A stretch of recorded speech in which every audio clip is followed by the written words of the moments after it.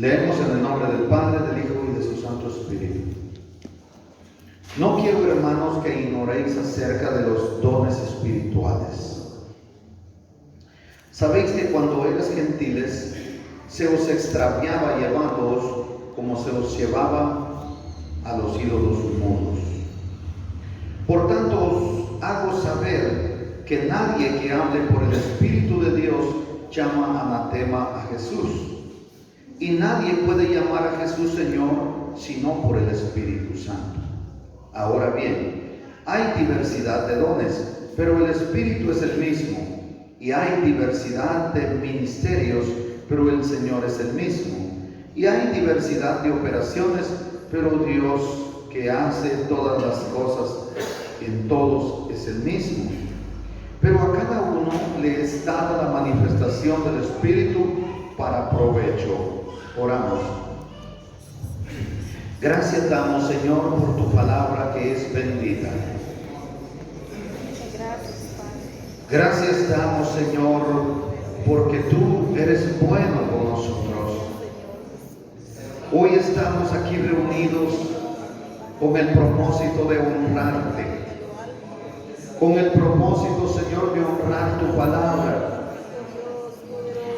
Rogamos, Cristo de la gloria, que mandes hoy sobre nosotros tu bendición. La bendición es que hoy se manifieste tu poder sobre nuestras vidas. Que mientras yo predico tu palabra sucedan cosas grandes en nuestra vida, ya que tu palabra misma nos dice que tu palabra nos limpia de todo pecado. Y tú dijiste a tus discípulos: vosotros ya estáis limpios por la palabra que os he hablado. Límpianos hoy, Señor, con tu palabra, como lo has hecho con tu sangre bendita derramada en la cruz. Bendice hoy a este pueblo, Señor, perdonando aquellas transgresiones que sin darse cuenta hayan cometido. Purifica nuestras mentes, nuestros corazones, nuestras almas, y sujétanos a tu voluntad. Ilumínanos con tu Espíritu Santo, enséñanos hoy. Echa fuera todo aquello que quiere estorbar en nuestras vidas el privilegio que tú nos concedes de estudiar tu palabra. Hágase hoy tu voluntad en nosotros y esa unción poderosa venga sobre nuestras vidas para liberarnos. En el nombre de Jesús lo pedimos. Amén. En la enseñanza anterior, en el tema anterior, vimos los múltiples miembros del cuerpo, y Pablo ilustra así la iglesia de Jesucristo. Pablo dice que el cuerpo tiene muchos miembros, pero que todos pertenecen y son útiles al mismo cuerpo. Así la iglesia del Señor. Somos muchísimos, pero todos pertenecemos al cuerpo de Cristo. Todos somos necesarios, aunque haya diversidad de capacidades, aunque tengan diversas habilidades, unos más que otros, todos somos útiles. Hoy vamos a hablar sobre los dones espirituales dados como un privilegio al cuerpo de Cristo para mantener la diversidad en el cuerpo de Cristo. De una y otra manera, Pablo viene hablando del primero de las cosas carnales, y cuando llega al capítulo 12, entonces se goza porque ya les empieza a hablar de las cosas espirituales, que es lo que él desea decirles. Dicho en otras palabras, Pablo llega a Corinto para hablar con la iglesia sobre cosas espirituales, pero resulta que se encuentra con una iglesia sumamente carnal. Entonces dice Pablo: yo no puedo hablar con ustedes como a espirituales, tengo que hablarles como a carnales.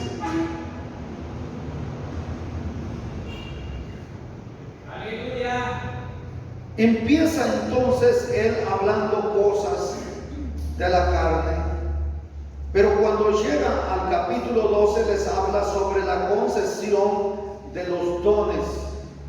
Pero si usted se da cuenta, en el versículo 12 del capítulo 12 de 1 Corintios, él, para hablarle acerca de la múltiple integración de los miembros del cuerpo de Cristo, lo ilustra con el cuerpo físico, porque ellos eran una iglesia que no había madurado mucho.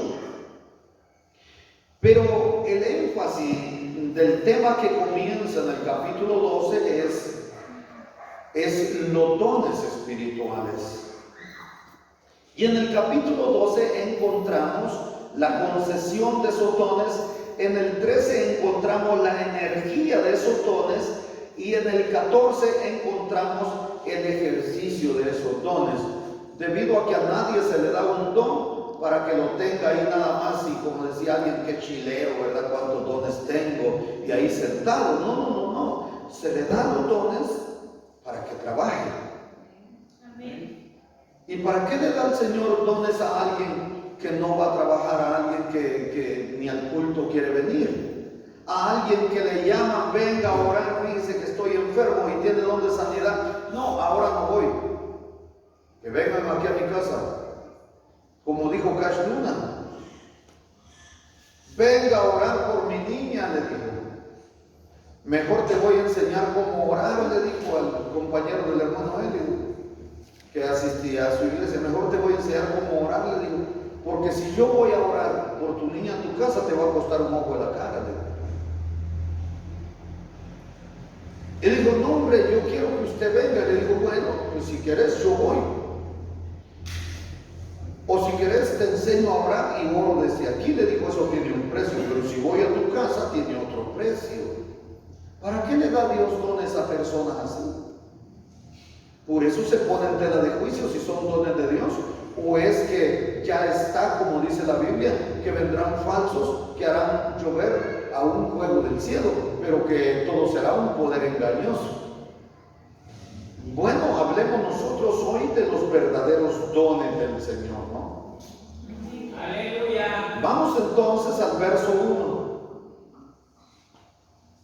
Escudriñaremos estos primeros 11 versos, oigan,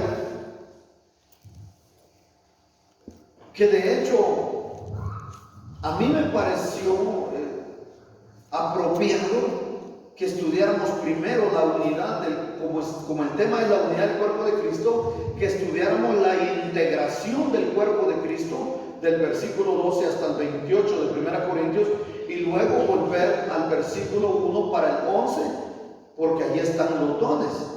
Oiga, un cuerpo que no esté integrado, ¿cómo puede tener facultades? Pero no es que esté desordenado el capítulo 12, sino yo, para mayor comprensión, es que primero fui a estudiar la integración del cuerpo de Cristo, luego las facultades, poderes o potestades que Dios le da a esa unidad múltiple. ¿Está bien? Aleluya. En nuestro estudio lo integramos en nuestro conocimiento, no es que literalmente estuviese desintegrado, pero en nuestro conocimiento cada quien iba por su lado. Entonces era necesario armar ese rompecabezas y que nos quedara claro por qué el cuerpo de Cristo es uno, si las congregaciones son tantas, las misiones son tantas, los miembros son tantos en cada congregación. Pero cuando nosotros estudiamos el tema anterior, nos quedó clarito que el cuerpo de Cristo es uno, la iglesia del Señor es una, y que está formada por muchísimos miembros. Y también nos quedó claro por qué hay tantas misiones. Y nos quedó claro que de cada una de las misiones forma parte del cuerpo de Cristo, no todos, sino el que hace la voluntad del Señor, el que se somete al señorío de Cristo. Eso les quedó claro en la enseñanza anterior, ¿sí o no?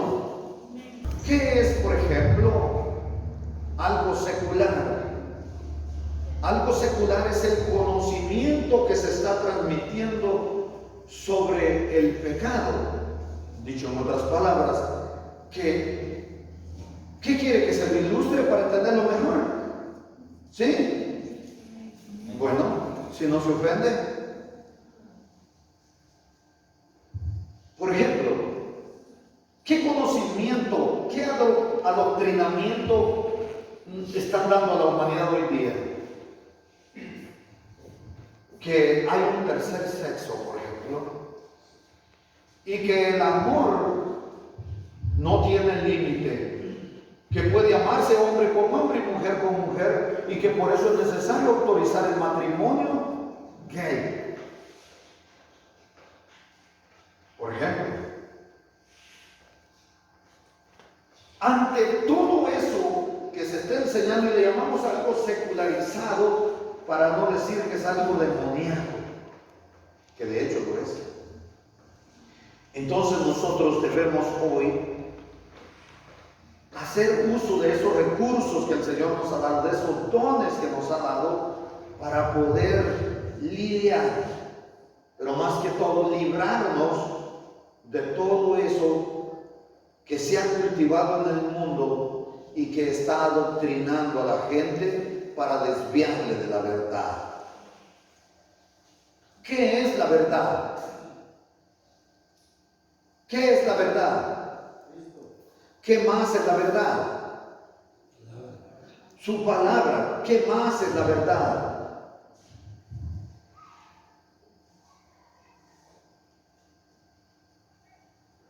Dios Padre. ¿Quiénes más son verdaderos? Nosotros. Si os amáis unos a otros, el mundo sabrá que sois verdaderamente mis discípulos, que sois verdaderos discípulos míos, dijo el Señor. Pero yo a veces que me miran con unos ojos extraños. ¿Soy o no soy?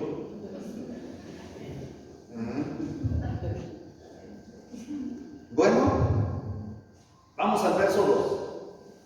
¿Sabéis que cuando erais gentiles se os extraviaba llevándoos como se os llevaba a los ídolos mudos?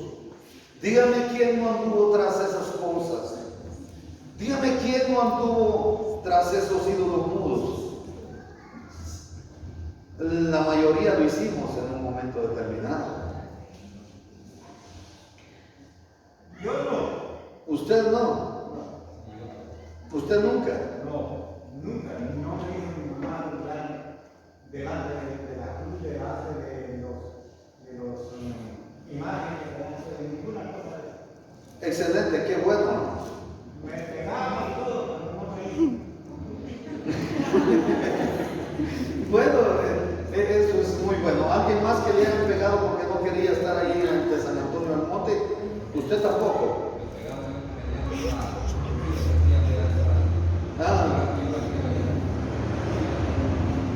Qué bueno, hermano. Esa es una buena noticia también. ¿Alguien más? Bueno, pero por la gracia de Dios estamos todos aquí, ¿sí o no? Esos ídolos que no tenían voces, que eran completamente mudos y ciegos, apestosos y podridos algunos, con cucarachas adentro. El Salmo 115, verso 5, oiga, nos declara sobre esta verdad que está hablando Pablo a los Corintios. Los ídolos tienen boca pero no hablan, tienen ojos pero no ven. Claro, ciegos y mudos, ¿no? Habacuc 2:18 dice: ¿de qué sirve la escultura que esculpió el que la hizo? La estatua, dijo alguien, la estatua de fundición que enseña mentira, para que el artífice confíe en su obra haciendo imágenes mudas. En este contexto, Pablo les va a enseñar algo importante.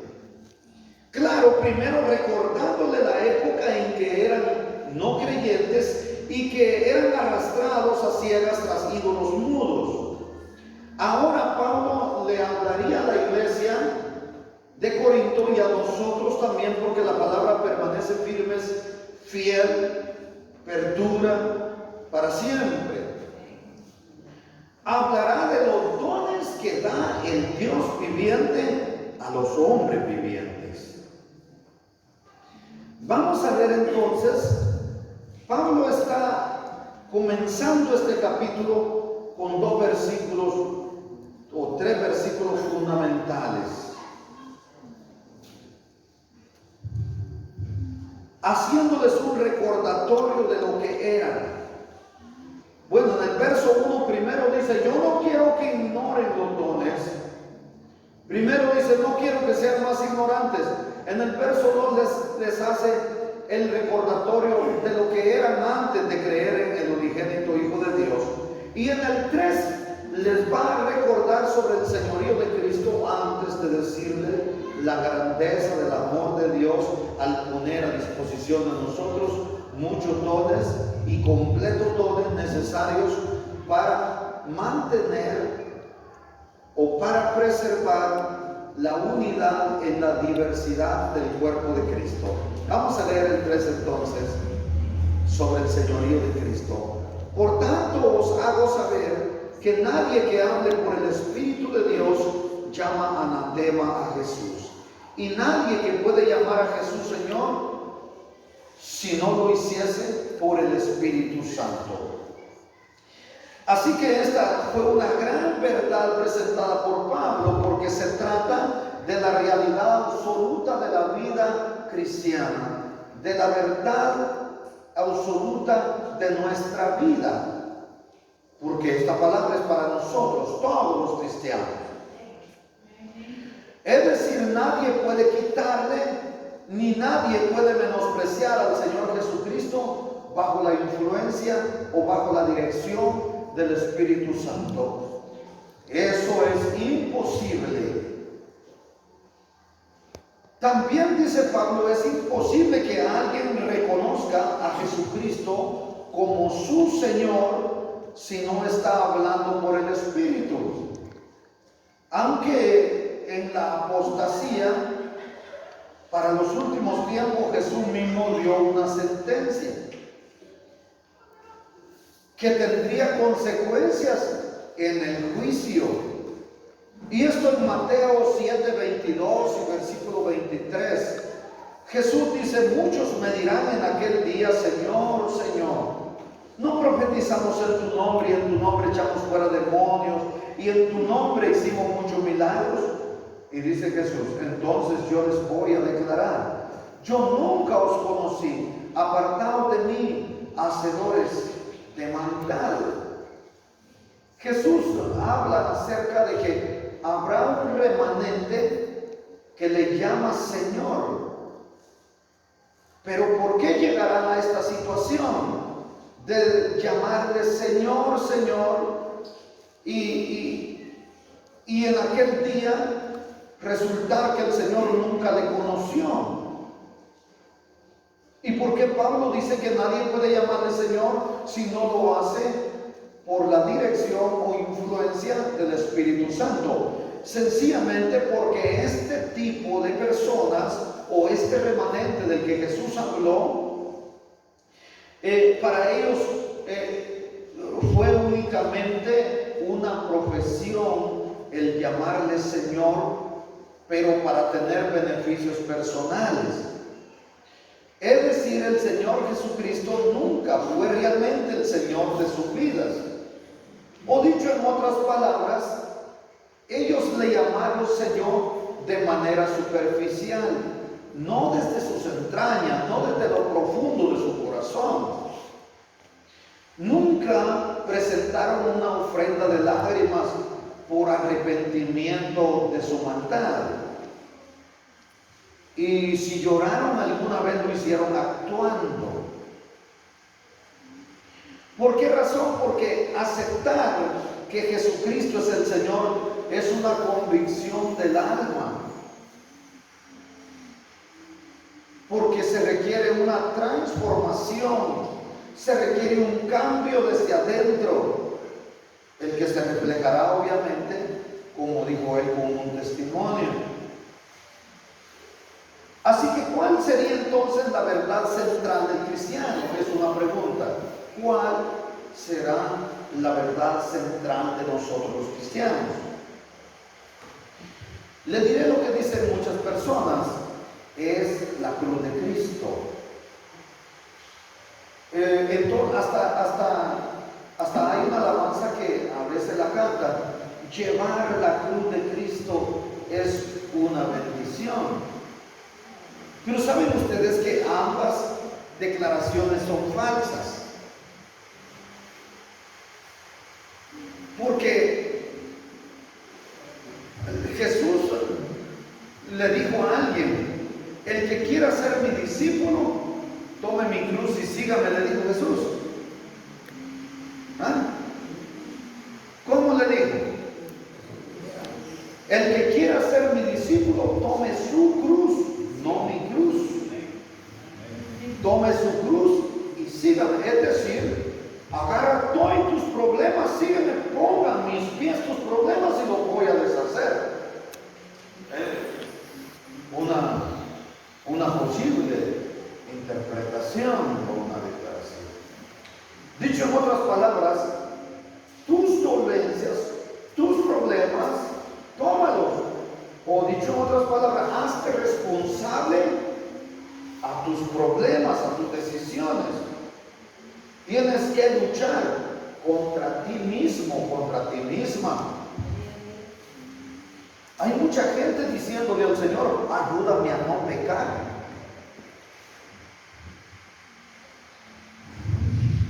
Hay tantas cosas por las que tampoco puede uno andar siempre encima del Señor. Hay muchísima gente diciéndole: Señor, ayúdame, dame paz, dame la victoria sobre esos problemas que se buscaron ellos o ellas.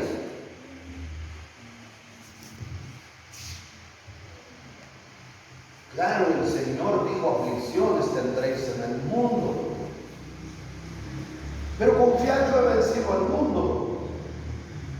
Pero todas aquellas aflicciones que nosotros nos las buscamos, debemos ser responsables. Porque nosotros nos metemos a problemas voluntariamente a sabiendas de que no van a salir problemas, y después le andamos diciendo al Señor que nos ayude. Entonces, llevar la cruz de Cristo es una bendición. No creo que sea correcto, porque usted nunca fue mandado a llevar la cruz de Cristo. Toma tu cruz y sígueme. Cristo llevó esa cruz y ahí tomó todos los pecados de ustedes y los míos y fue a purgarlos. Tomó todas nuestras dolencias, todas nuestras enfermedades y fue a purgarlas a la cruz. Por eso dice la Biblia que por sus llagas fuimos nosotros curados. Y esto estaba escrito 750 años antes de que Cristo pagara ese precio. El castigo de nuestra paz fue sobre él, por eso él pudo decir: la paz del tengo y mi paz os doy. Pero él pagó el precio. Pero si nosotros voluntariamente vamos metiéndonos a problemas, o pecamos a sabiendas, hermana y hermano, a veces uno es impulsado a pecar y el Espíritu le dice: no hagas tal cosa, porque ninguna persona peca sin que antes el Espíritu le levante un rótulo, unas letras rojas que dicen esto, alto o peligro. Siempre hay una alarma que se activa en nosotros cuando vamos a pecar, ¿sí o no? Amén. Siempre. Porque el Espíritu fue dado a nosotros para que nos redarguya, para que nos compensa de justicia, de juicio y de pecado. Entonces, hermana y hermano, la convicción o la verdad central del cristiano es la cruz de Cristo. No. Porque aunque usted y yo llegamos a la cruz de Cristo para ser salvos, no nos quedamos ahí. No debemos perder que continuar y unirnos al Cristo viviente, porque Él, claro, murió en la cruz, pero de la cruz fue al sepulcro y venció a la muerte, venció a los infiernos y burló al sepulcro, se levantó el tercer día, vivo. Y muchos muertos que murieron bien, también resucitaron con Él y fueron vistos por muchas personas. En testimonio de que el Señor no solo se levantó Él de los muertos, sino que también levantará a todos los que muramos en Cristo.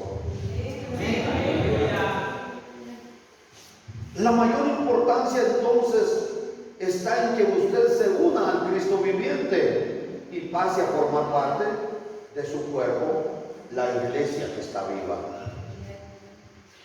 Así que el Espíritu Santo es quien ordena la obediencia del alma y la lealtad al Señor Jesús. La iglesia verdadera formada por múltiples miembros y nos unimos alrededor de esa verdad que es interpretada por el mismo Espíritu. Nosotros no podemos conocer la verdad sino por el Espíritu, porque el Señor dijo, el Espíritu de verdad que vendrá, Él les recordará lo que yo he hablado y les enseñará las cosas que no pueden ustedes sobrellevar ahora. Y recuerden ustedes aquellos discípulos que andaban con Jesús en Cesarea de Filipo, por ejemplo, y Jesús le dice, ¿quién dice la gente que soy yo? ¿Y qué dijeron ellos? ¿Qué decía la gente de Filipo? Es Isaías, es Jeremías, es alguno de los profetas. Y Jesús les dijo a ellos, ¿y vosotros quién decís que soy yo? Y Simón Pedro le respondió, tú eres el Cristo, el Hijo del Dios viviente. Oiga, denle la gloria al Señor.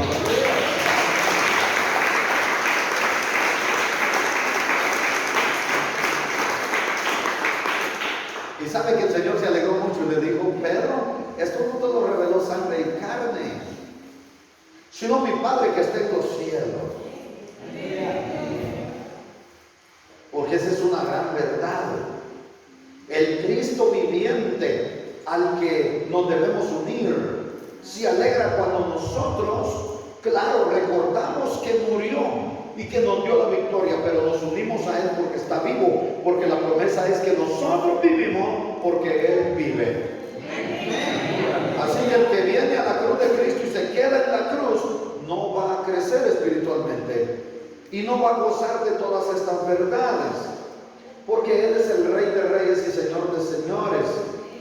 Y ninguna persona está capacitada para servir en la iglesia si esta iglesia no es verdaderamente redimida, si no ha sido domada, sometida primero por el Señor, si no está sujeta a la obra unificadora del Espíritu Santo, que hoy es revelada a todo creyente por el señorío de Cristo. Vamos al verso 4 y entramos ya en materia sobre los dones. Ahora bien, hay diversidad de dones, pero el Espíritu es el mismo. Por eso acabo de hablar sobre la alianza, sobre la importancia, sobre el papel preponderante que juega el Espíritu Santo en la emisión o la dotación de dones a las personas pertenecientes al cuerpo de Cristo. Entonces, ¿qué está diciendo el verso 4? Que hay distribución de dones para lograr la unidad, pero también la edificación del cuerpo de Cristo. Dicho en otras palabras, Dios da diferentes dones a individuos diferentes. ¿Y cómo sabemos esto? Eso no dice literalmente el versículo 4, sí, pero nosotros tenemos que ir al texto, al contexto y también a la raíz semántica de las palabras.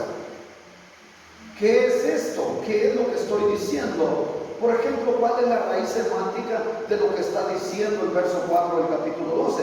Sencillamente, a la palabra griega que se traduce.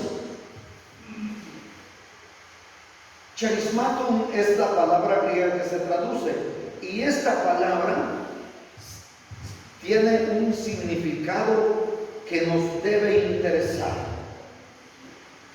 No se refiere definitivamente a las lenguas angelicales que le puedan ser dadas como don a una persona de forma permanente, es decir, que entraría en un momento determinado, o todos los dones. Por ejemplo, una persona va a profetizar y no se va a quedar profetizando permanentemente, sino que lo hace en el momento necesario y luego vuelve a su realidad.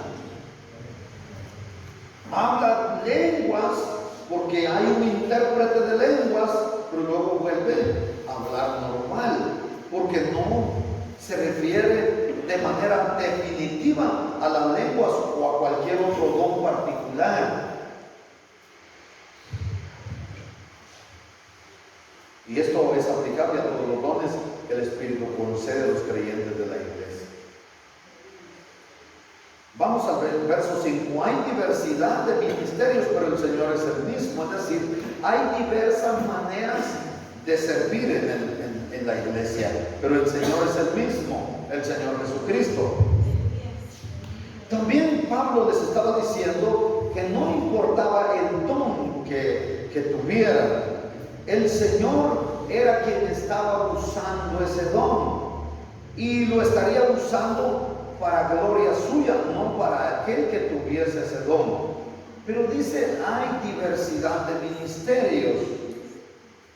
Se habla de 5 ministerios que netamente dice la Biblia. En Efesios 4:10, por ejemplo, están enumerados 5 ministerios muy reconocidos en la iglesia primitiva y también en nuestra iglesia actual.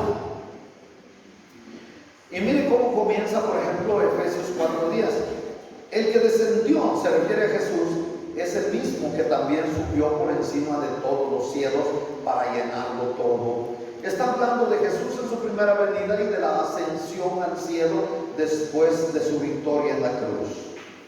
Luego habla en el verso 11 y dice, él mismo constituyó a unos apóstoles, a otros profetas, a otros evangelistas, a otros pastores y a otros maestros.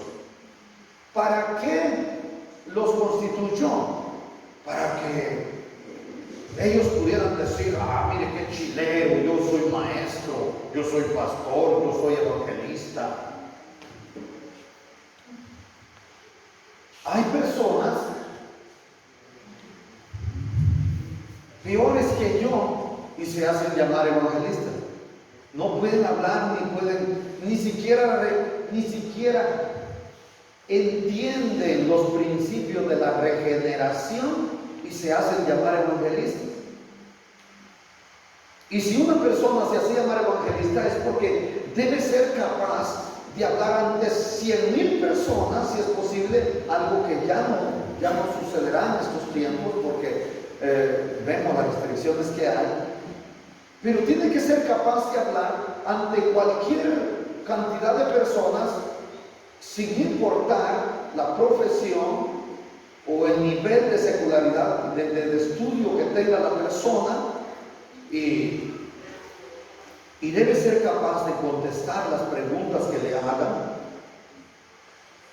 Debe saber lo que va a decir, debe honrar a Dios y debe presentar el plan de salvación. Porque el Señor a alguien que llamó, lo capacitó y lo envió. Por eso dice, lo constituyó. No solo el Señor a pasar, el que quiera puede ser, no. El llamado a la salvación es para todos. Venid a mí todos los que estáis cargados y trabajados y lo voy a hacer descansar. Pero el llamado a los ministerios no es general. No es del que quiera ni del que corre, dice Pablo, sino del que Dios tiene misericordia.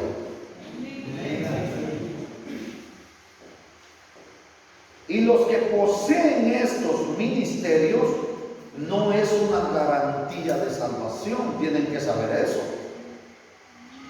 Usted puede ver a un evangelista impactante, a un maestro, a un pastor impactante, pero esa no es garantía de que va a ser salvo.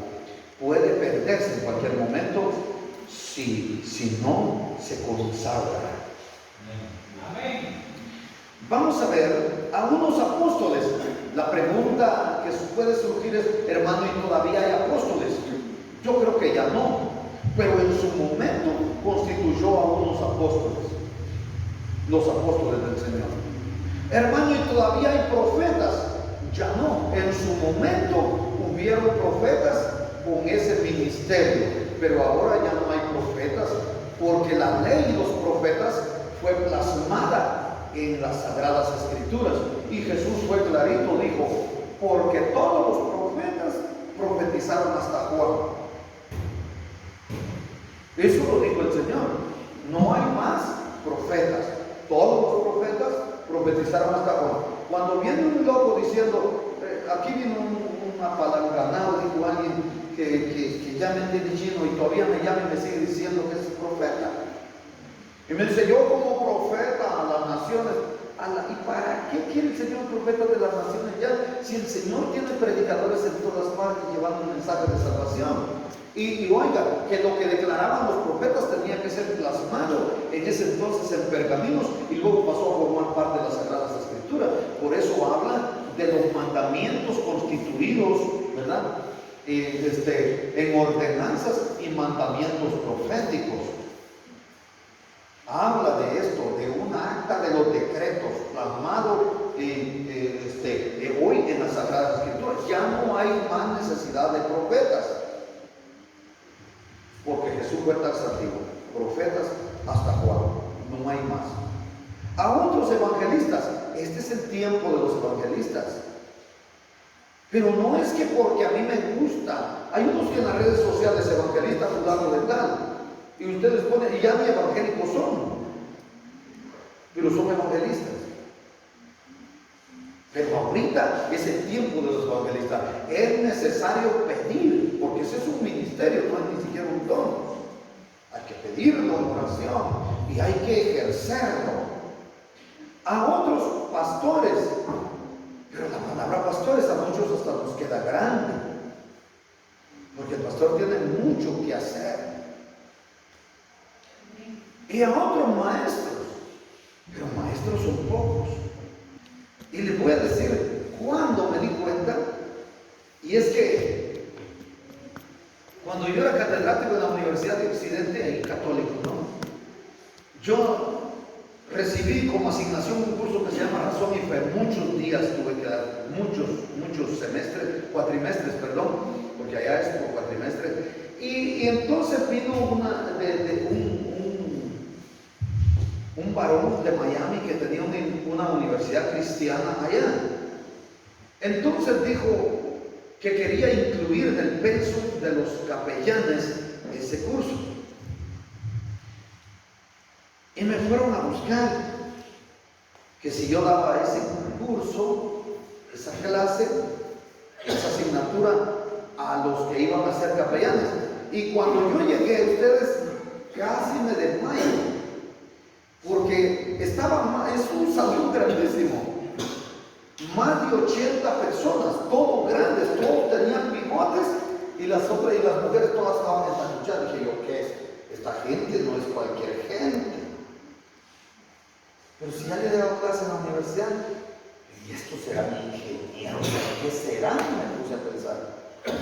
Cuando lo primero fue a presentar a toda la gente, y empiezan, yo soy maestro de Biblia, yo soy teólogo, yo soy pastor de tal misión, yo sé, mira, había de toda la misión, todos los pastores ordenados, la mayoría pues, evangelistas, pastores, y tú y unos titulados de maestro, y yo, ¿qué hago aquí? Y voy a hablar de razón y fe, pero voy a pulsear a mi público. Y cuando comencé, lo primero fue empezar a medir la capacidad que tenían. Miren ustedes, Cuando les empecé a hacer preguntas, muchos ni siquiera pudieron definir la fe. A otros les dije, defíname qué es la razón.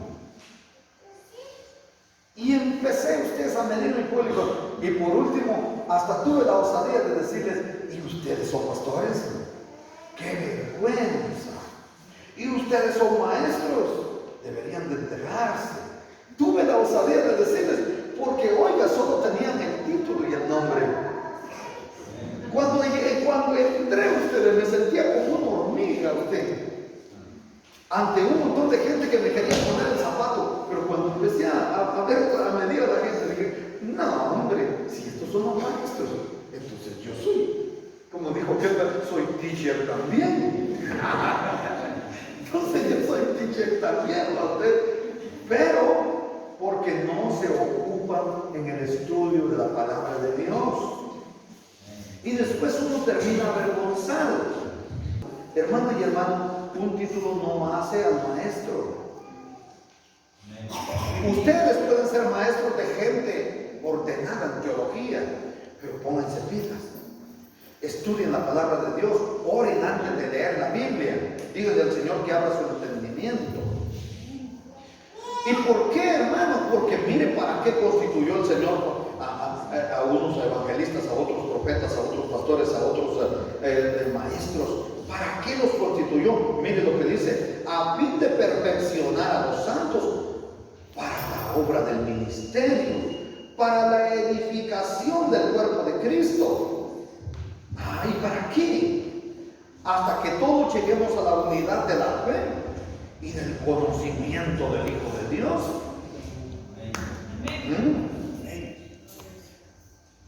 A un varón perfecto,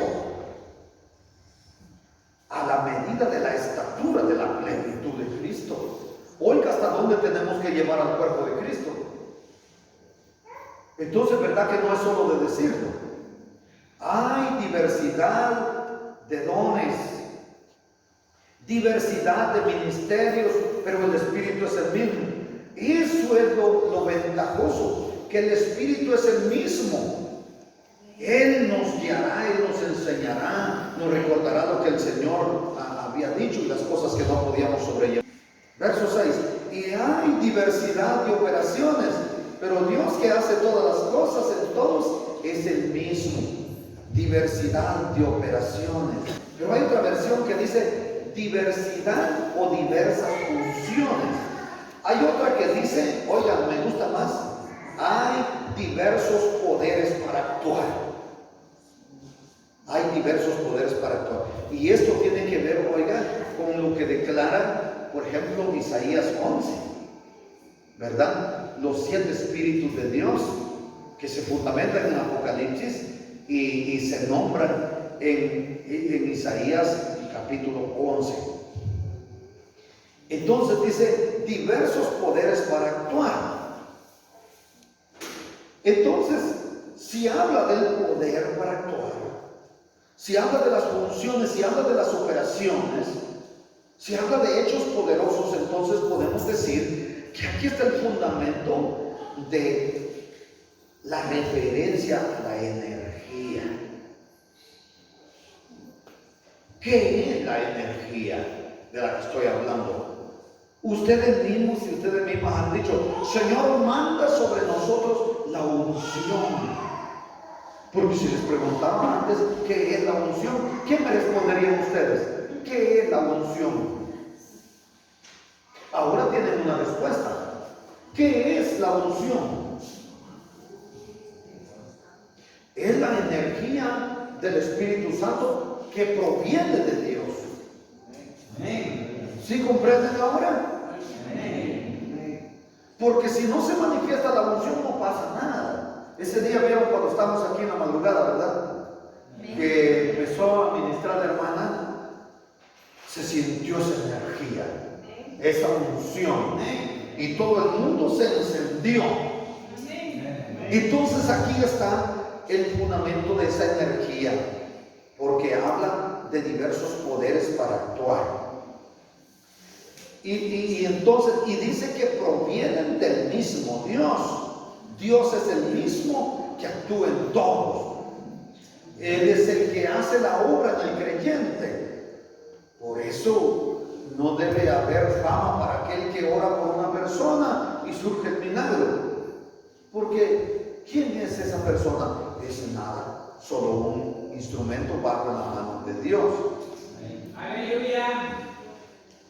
Esto también nos recuerda que hay un solo Dios, pero que en Él habita una Trinidad. Dios Padre, Creador del cielo y de la tierra, el Hijo de Dios, Jesucristo, que por Él y para Él fueron hechas todas las cosas, y el Espíritu Santo, que se movía sobre la faz del abismo. Amén. En el principio.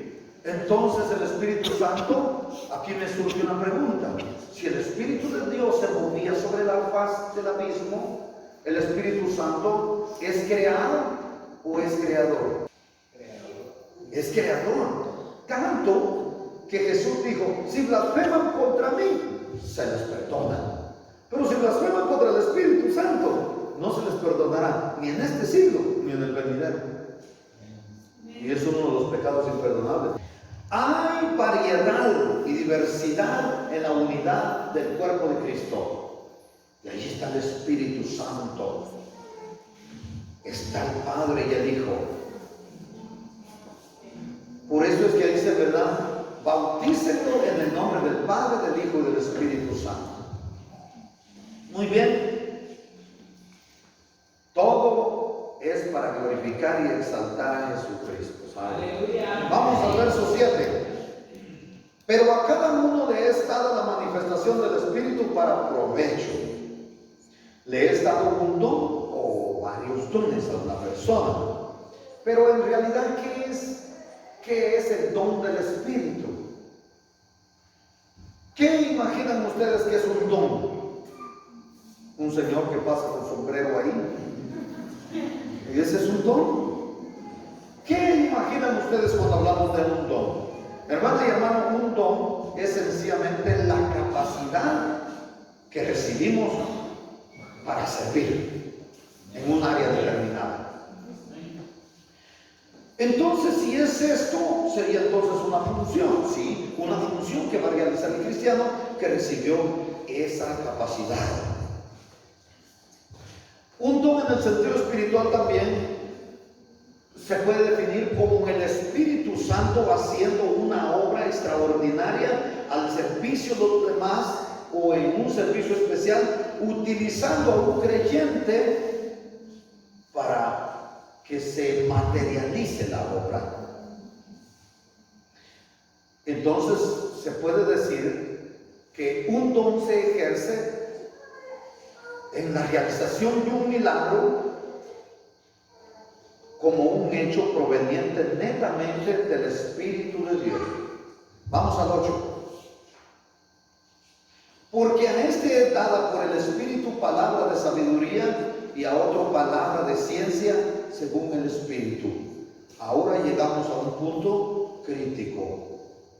Palabra de sabiduría. ¿Qué significa esto?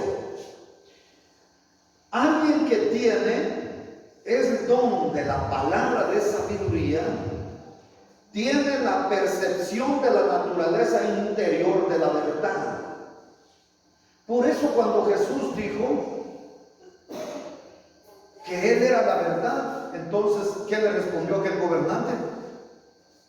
La verdad. ¿Qué es la verdad? Porque en la mitología y en la filosofía griega que había precisamente dotado a Roma, no existía verdad absoluta, y hasta el día de hoy en filosofía usted va a aprender que no existe la verdad absoluta. Por eso es de que es un don de palabra de sabiduría, porque se refiere a la percepción de la naturaleza interior de la verdad. ¿Cómo lo ilustramos? Se cree que no todos pueden entender la Biblia. Hay personas dando unas interpretaciones de locos sobre la Biblia. Lo hemos oído. Unas aberraciones tremendas. Un señor de la lomita, yo ya se los conté, dijo: la reina de Saba vino para ver a Salomón y andaba con ella a un sequito. ¿Y por qué andaba llevando un sequito? Porque cuando los camellos se le iban huyendo en el desierto, este sequito corría bastante y luego alcanzaba a los camellos. Pero ¿qué era lo que él quería decir? Que la reina llevaba un séquito y sus camellos. Un séquito era como un pelotón, era un grupo. Pero él decía que era un hombre sequito y alto. Entonces, ¿por qué? Porque no tiene el don de la palabra de sabiduría. Por esta razón, necesitamos maestros. No puede haber un maestro sin el don de la palabra de sabiduría, porque entonces nos hablaría puras barrabasadas, ¿verdad? El Señor nos ha dado maestros para eso.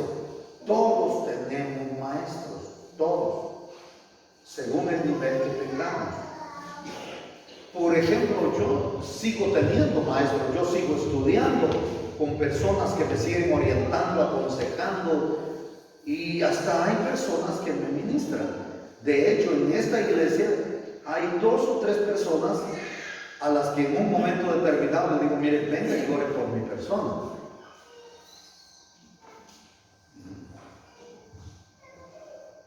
Todos vamos a ponerle mano, no porque van a hacer las de Meto. Meto reconcilió y en ese mismo día decía: tío Mario, ¿cuándo vamos a orar por los enfermos? Y al día siguiente cuando estaba el culto, cuando vimos Meto, ¿dónde está Meto? Aleluya, decía en medio del mujeral. ¿Usted ve? Poniéndole mano a todo el mundo.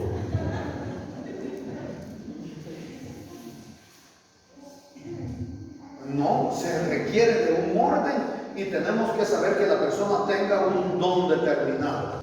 Sabiduría entonces es la percepción de la naturaleza de la verdad de las Sagradas Escrituras. Porque esa es la verdad, ustedes mismos dijeron. ¿Qué es la verdad? La palabra de Dios, dijo alguien por allá. Entonces eso es la percepción de la naturaleza de la verdad plasmada en las Sagradas Escrituras o de la palabra de Dios. Pero también sea otra palabra de ciencia según el Espíritu. ¿Qué es ciencia? Es palabra de conocimiento o palabra de ciencia. Se refiere a la investigación de la verdad para profundizar sobre la verdad. ¿Qué verdad? La palabra de Dios. ¿Y por qué? Porque no tienen capacidad los demás. No. Hay personas que tienen la capacidad y puede que reciban el don, pero no tienen tiempo de hacerlo. Para eso Dios da diversos dones y diversas funciones. Hay personas que les he dado este don para sacar de la palabra de Dios las cosas de valor necesarias para aplicarlas a su vida, para su crecimiento espiritual y para perdurar en los caminos del Señor. ¿Comprendieron esto?